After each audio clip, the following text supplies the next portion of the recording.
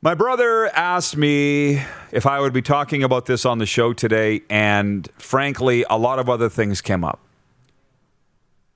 Here it is from CBC Saskatchewan, their story. The title is Junior Hockey Coach's Suspension for Inappropriate Texts, Emails to Player Not Made Public by the Team or League. So I know it is Flame Tech Football Friday, but we got a heck of a lot of business covered today in football. Let's talk about what also is topical here, okay? Yeah. The headline here, coach for Fort Francis Lakers ordered to have no contact with players. You know how websites are now. There's friggin' ads everywhere. I can't figure out where it starts and where it ends, you know? But anyways, the junior hockey player thought it was a little strange when his coach pressured him not to go home for Christmas. Although the player chalked it up to concerns about COVID-19 and being off the ice for too long, he soon came to believe there was another reason. In the 2 months he had been playing for Bernie Lynch in the small northwestern Ontario town of Fort Francis, the player's opinion of him had changed. At first, the 66-year-old Lynch, a hockey veteran with more than 40 years' experience, seemed knowledgeable, friendly, and generous. But lately the vibe had changed as coach had complained about being lonely and depressed, begging the player to come to his apartment, and seeking to monopolize his home. The nagging doubts crystallized over the Christmas holidays as Lynch began to text, email, and call the player with alarming frequency, up to 50 messages in a single day, all unsolicited and unwanted. Sometimes he'd want to know what the player was doing and whom he was with. Goes on to, you should read the article. You can go to my Twitter feed, at Rod Pedersen. It's in the link there. They've got screenshots of the texts from Bernie Lynch. He was obsessed with the player. He was stalking the player. He was, dare I say, sexually coming on to the player.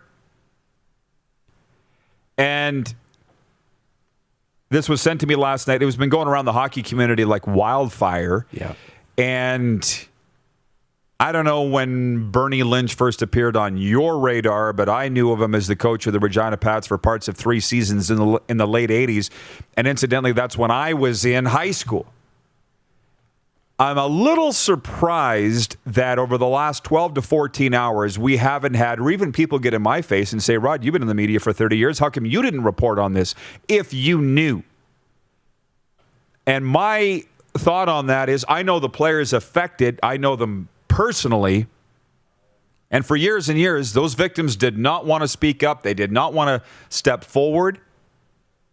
And just as of this morning, I've got a lot of messages from players that have said, literally, keep me anonymous. I want nothing to do with this. But,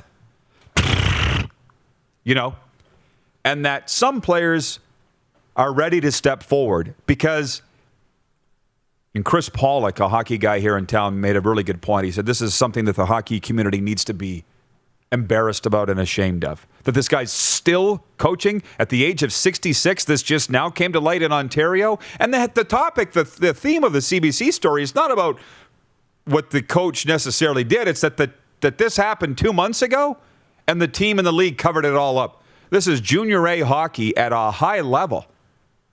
Well, he was coaching the Regina Pats in the 80s. That's a long time ago, Darren. I know. It was right when you were born.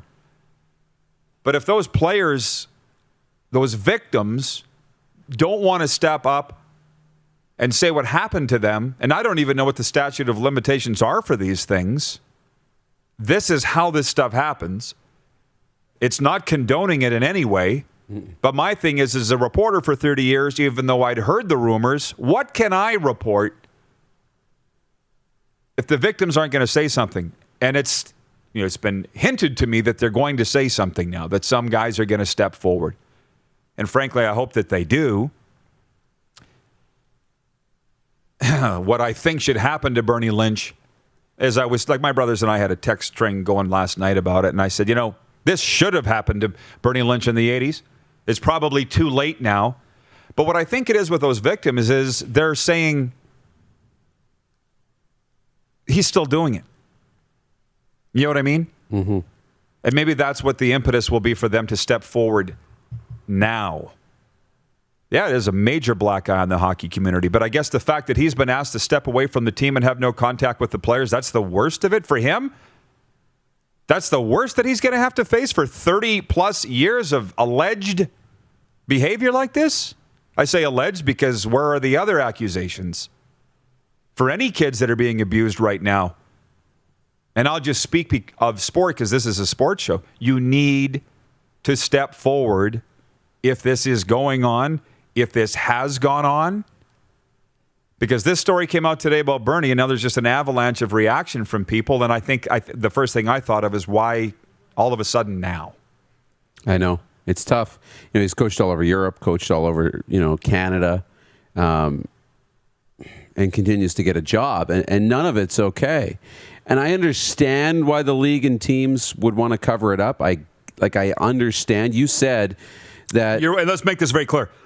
You're not condoning it. Of course not. You're saying you understand where they're coming from. I understand why they would do it, because you said, the hockey guy in town said this is an embarrassment for all of hockey. It's an embarrassing mark on hockey. And so I get it. With the team and the league, you want to not have the embarrassment on your team for making that decision. You don't want to have the embarrassment in the league for having that guy in your league. And so it's like, look, we're not going to really put this out there publicly, but we want him out of our league really quietly, and maybe nobody will even remember he was here. Exactly. Right?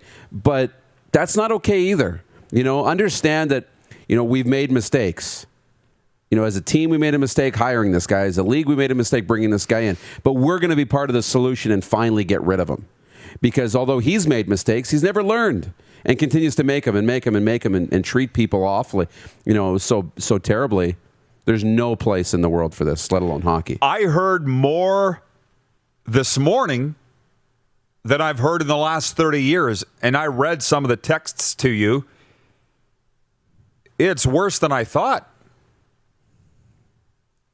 What I've been made aware of. But again, until somebody steps forward and wants to charge the guy, and what is the statute of limitations on these things, I don't know. Well, you read the article, which I have. You sent it to me last night. And you read the article and you think, this is really, really creepy and really over the line. But from what I'm hearing and, the conversations you and I have had and whatnot, that article is only scratching the surface. Oh, it's nothing. Of all the abuse and what he's guilty of in the article is harassment. That's it. End of story. Creepy and uncomfortable and wrong, but if that's the surface, it's so much worse than that. From the viewers, Greg Klevgard says the world has changed. It's much easier for the player to come forward now. I'd love to know how you have come to that conclusion, Greg, because we're talking about young hockey players who the coach holds their future in his hand. Mm-hmm. This is absolute abuse of power. And by the way, Bernie Lynch isn't the only one. Other figureheads abusing power, it's happening all over the place. But we're specifically talking about Bernie Lynch here. Wayne Grollo says it's unbelievable that he could still be coaching in any sports league. It is, but this is one thing that I figured out really early into the getting into the restaurant industry. You're trying to hire a manager, and you're like, this guy has been stealing money from his last 4 jobs. How come you didn't tell me that when I called for a reference? Right. You've worked in the bar and restaurant industry. It happens all the time. I've dealt with people like that. I'm like, how does this guy still have a job? Yeah. Why didn't you tell me this? Because then it happens at the new place, and then you're like, yeah, well, we heard that happen at his old place. Nobody told me. Nobody said anything. That's the same thing in hockey. How does the guy keep getting hired? This is an underground thing that we all knew.